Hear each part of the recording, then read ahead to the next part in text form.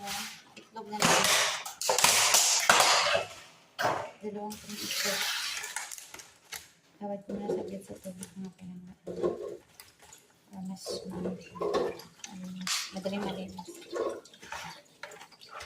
Ang dali natin linisin mga palangga.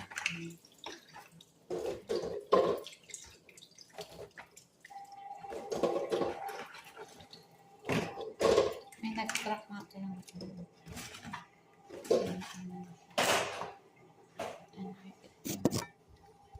Dalawang turing itlog yan mga palangga. Start mo natin linisin.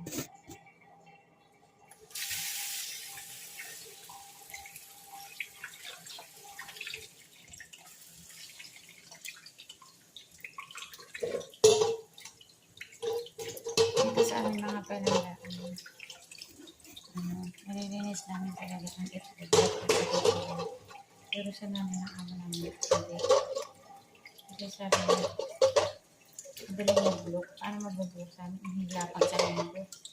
Yung isang tray namin, parang 4 na araw lang. Nauubos na kasi yung alaga kong lalaki mga palangga.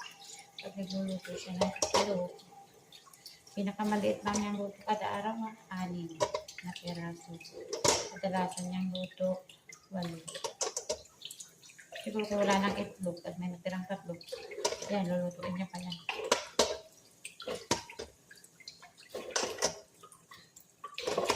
Tapos, pag may regular pasok sila, hindi sa mga palangga, every morning gumagamit ako ng itlog, ng 4 na piraso. 3 sa pancake niya, isa sa alaga kong mag-iit. Minsan kami nakikisali na rin kami. Kaya, ang bilis na kami ng itlog. Yung nanay din niya, yung nanay namin, minsan 3, 4, yung itlog niya, nilaga yan. O minsan, scramble egg. Yung mga ganun, side up. Kasi mabilis din siya mag-ilaban ng mga. Marami, yung mga sobrang tubig ang pag-ilaban.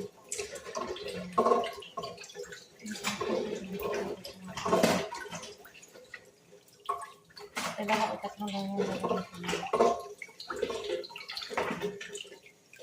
Linis na yung mga palangga. Ang linis na yung itlog na lang. Hindi pa yung madumi. Kung araw ang itlog na lang ang madumi talaga sa mga palangga.